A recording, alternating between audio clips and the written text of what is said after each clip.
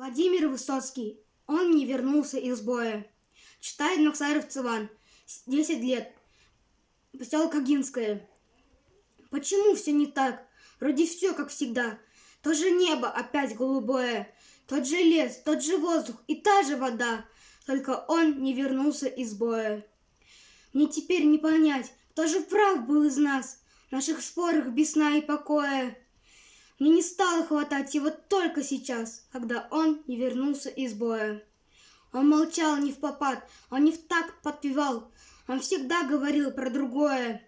Он мне спать не давал, он с восходом вставал, а вчера не вернулся из боя.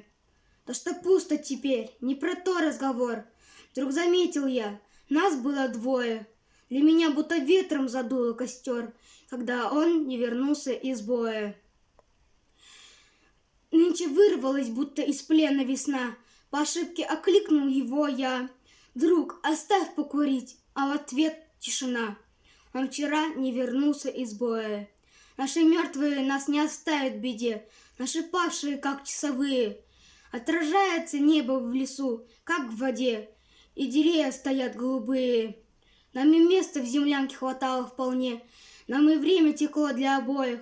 Все теперь одному, только кажется мне, это я не вернулся из боя.